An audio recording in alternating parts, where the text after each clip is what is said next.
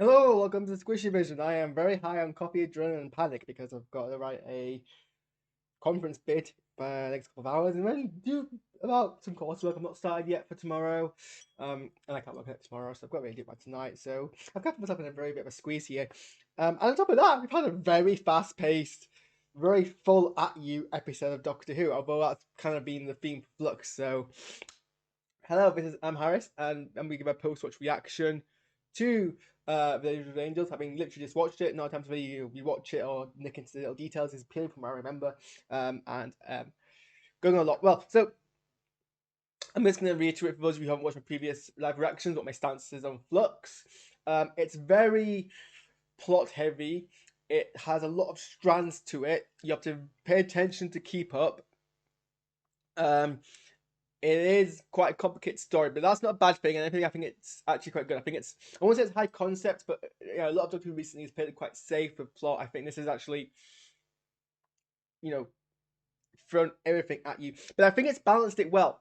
I think Moffat was famous for complicated stories, but I think he didn't balance it well. I think he put too much story in to the point where I think the problem with Moffat is he put a lot of story in, then the resolution was very rushed.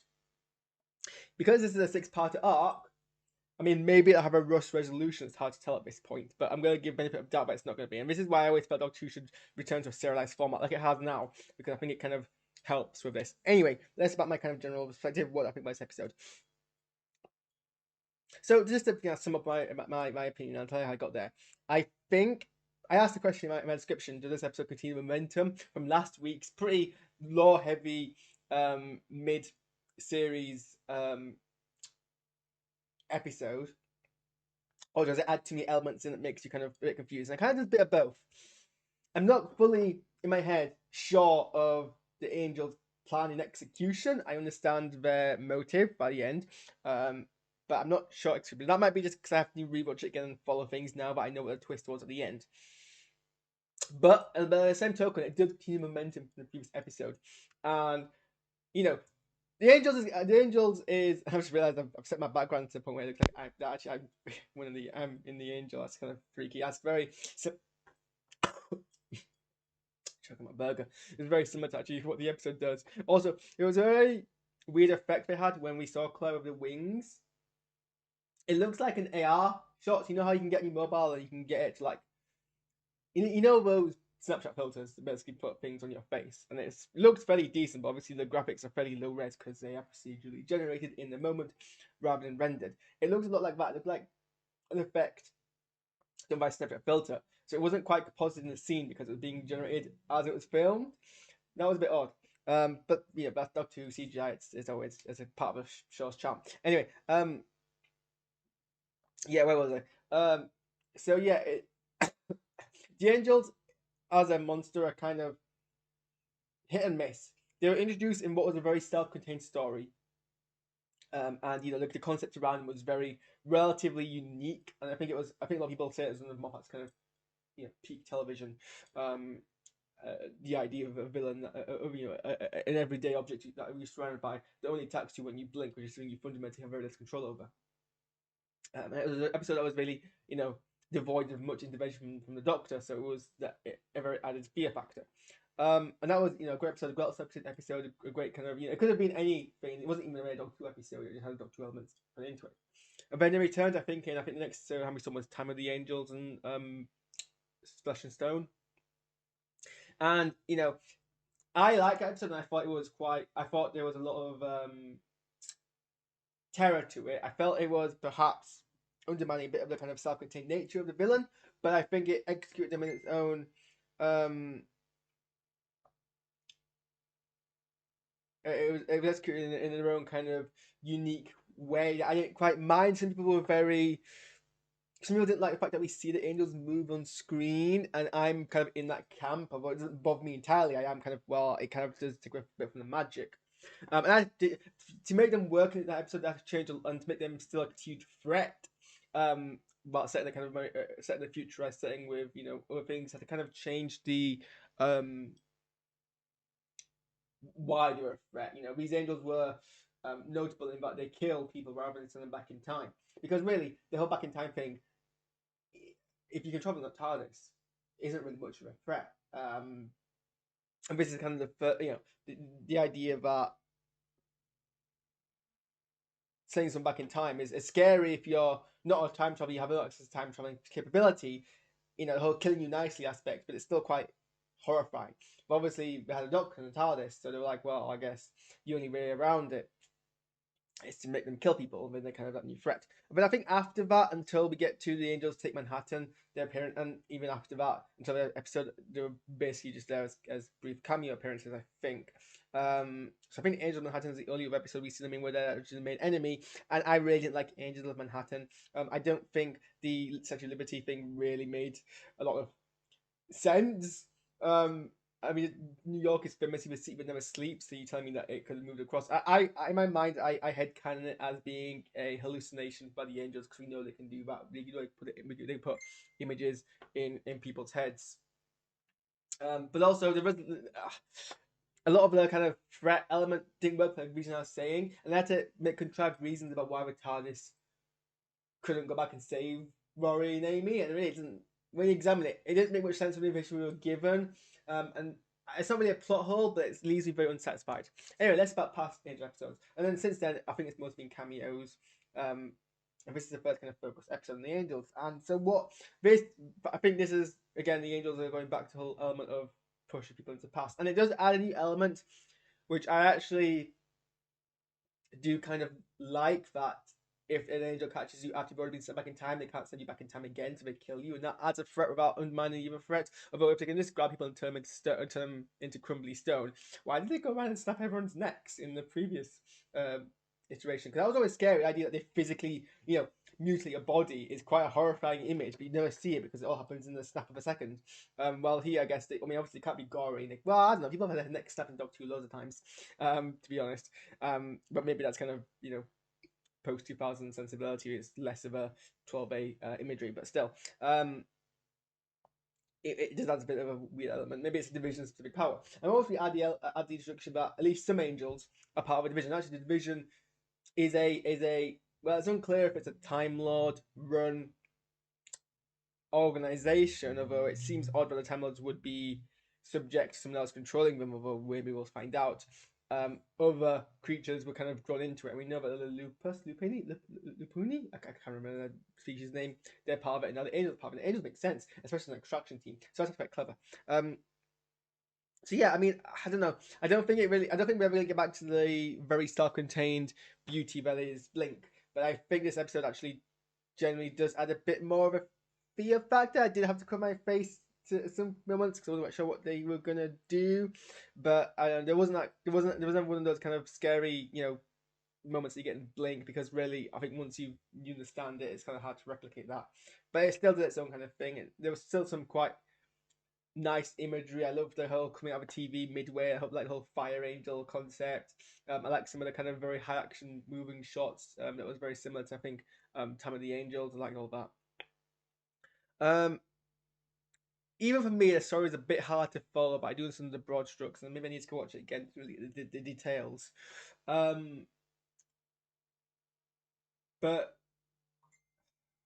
so I guess it was. Oh my gosh, I'm trying to. This is the problem of doing an immediate post-watch reaction. I'm having to process it as I speak to you about it. Maybe we take myself time. Let's talk about the Belvinder story, and I thought that was so. So we got this B-level plot, which is the Belvinder story, and continuing on from the last episode, and it was apparently prominent enough to get given its own mid-series mid-credit scene. I feel it's a nice story. It's pretty straightforward. It's pretty clear what was going on. There's not much kind of lore attached there. I've seen people speculating, both quite grotesquely on Dog2 TARDIS posting and somewhat worryingly, legitimately in our Dog2 fan pages, about Vinder and Bell actually being with Doctor's parents. I guess maybe I mean that would be, well, I don't know. I see the to execute it, but I don't think that's what they're going for. I don't think possibly.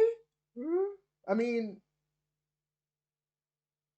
I don't know. I don't know. I don't think that's what they're going for. I hope that's not what they're going for. That's really all I've got to say on actually that element of the story. I guess pretty clearly early on that the old woman was Peggy growing up, and I like that, and I like that that's a very much a reference back to um, how Blink, where they grew up and they were able to interact with people in the present time.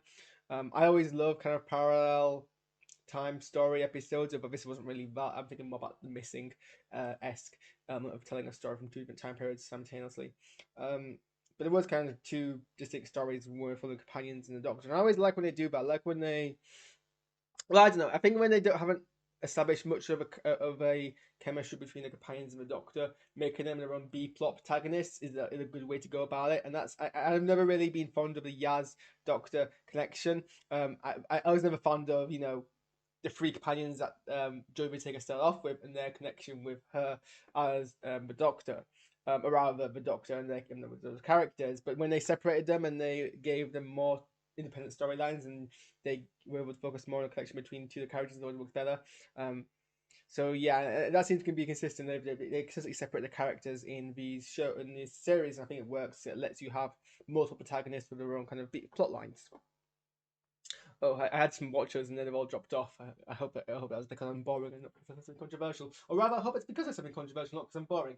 I don't want to be boring.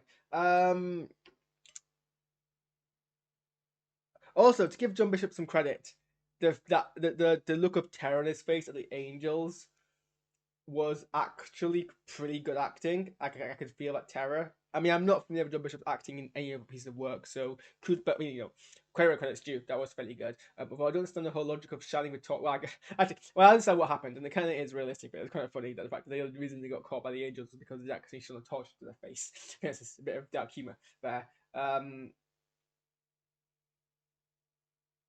It's not really explained what the whole extraction thing is about. Was that just to isolate the Doctor? Was it part of the Doctor taking the Doctor away? I loved. Okay, also speaking of really cool visuals, the Doctor turning into Stone, turning into Angel was actually quite. It was, I don't know. It was both very cheesy, and Nami, but also quite creepy. I think if they executed it a tiny bit better, it would be entirely creepy. But I think it just got a bit let down by these executions, but not enough to not send chills up my spine. And I like the idea of a fugitive angel, a renegade angel, but then being bait for the Doctor essentially. An idea of I like the whole expansion and kind of clarification on the whole angel in your mind, what takes angel to shape the angel becomes an angel. I like how they expanded on that to create a bit more of a threat level. I don't think that kind of undermines. I don't think that kind of undermines any previous stuff, and I think adds an extra threat level. I also love how they rang the doorbell. That's kind of hilarious in a way which is very. There's a lot of throwbacks to Blink style things, and I felt they were well embedded in the episode. Just obviously isn't enough to bring us back to Blink level thing. But if you can't live up to a previous level of work, the good thing to do is to then just create something new with elements, and that way you're not taking away really from the original, because you can always go back to original and consider it another piece of work, but you're still able to reuse elements. I feel like I had another point to say, but yeah, so the division has kind of reclaimed the Doctor. They kind of didn't want this to happen, but in a sense, I don't know. It depends what happened. I don't know. Depends what happens to them next. In a way, this would basically let them get the answers. One would assume. Also, it's kind of. I wonder what the implication is of the division still being existent, because it kind of was always spoken to in a past level tense. But apparently, it's actually still it's still a thing. And that kind of, well, have they been doing other stuff in the background?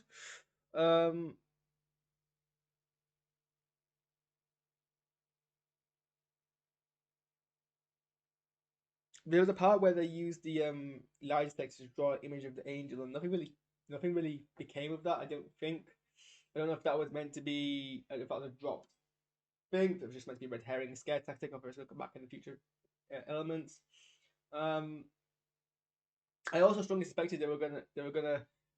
Peggy was meant to be someone turning into an angel, and that's basically how the angels reproduce. They choose one of their victims to like inhabit and take over. But no, it was just a sadism thing. That's also a nice callback to Blink. Oh god, okay. I think the momentum's running out here in my mind. But yeah, I think I'm a bit lost in terms of what their actual plot execution was. Like, okay, so let's look backwards. They're trying to capture the Doctor. So why would it link people to 1901? Was that just a coincidence? Well, and what happened to people in 1901? Actually, that's another thing. Um, who are all the angels appearing in the stone? What were they about?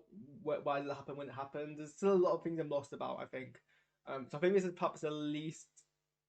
It's coherent in broad strokes, in detail it's less coherent. And maybe this isn't something I'm going to answer in the scope of this live stream. Because maybe I need to watch it again to get a kind of grasp of what's going on. Maybe I need to watch it again with some captioning. Maybe I'll pay into the future episodes. But I think overall they did do the Angels justice. It made sense for them to be the villains here. Then bonus, I mean, the whole thing about capture people taking amount of time is exactly what you need for time extraction, and they already are established villains who do that. It would have seemed a bit copycat to make someone else do the same thing. So it kind of makes sense that they would do that in a sense. Yeah, I'm going to because I'm running out of momentum. I think I'm just babbling at this point, but so I do think,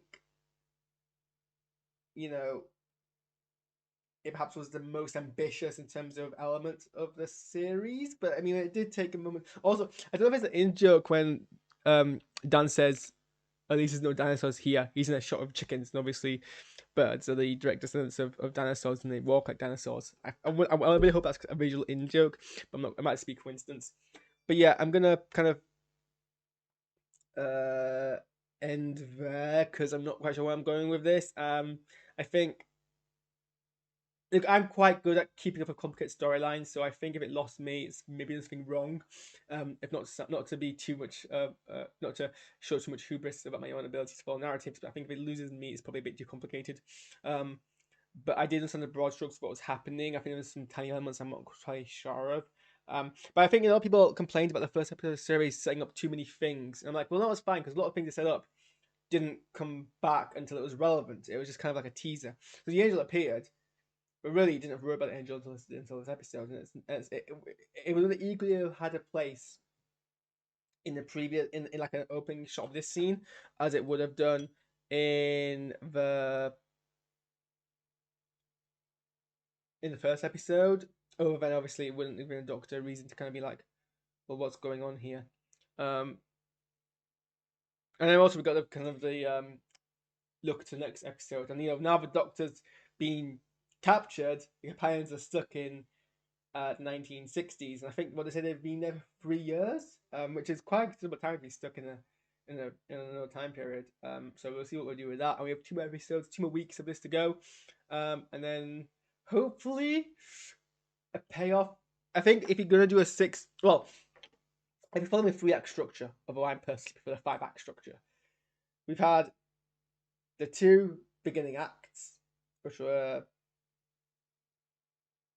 whatever the first episode of this series was called, the Rovers and Tyrants. Then now we've had the 2 middle, which was whatever last week's episode was called. Gosh, I'm usually really going to remember 2 episode titles, but then again, that was back when it was like only like so much to know. And then just from the Village of the Angels, and then we've got 2, and if it does right, the next episode should feel like a start of the finale. If I worry with a 45-minute structure, if the next episode continue to add new elements, basically they should not be adding new elements next episode. If you add new elements next episode, that's you adding new elements in your 3rd act, which is what you shouldn't really do. And I think if Doctor Who's tried to do it in the past and struggled with it, so hopefully we get a resolution in the next. Hopefully it starts to tighten up in the next episode, and then we end on kind of a last-minute issue that then gets resolved in the last episode.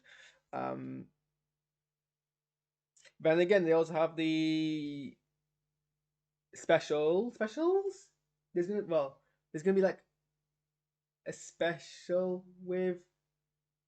I think there's gonna be a few more specials with Jodie Whittaker, coming up. So maybe it's gonna get resolved, but I don't think so. I think it's meant to be,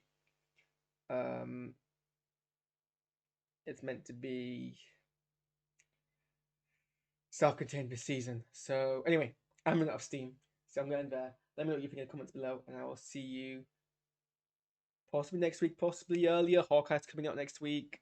I need to catch up on the last 3 episodes of What If, or like half of What If. to Mitsumisuma. But yeah, thanks for watching, and I'll see you guys next time.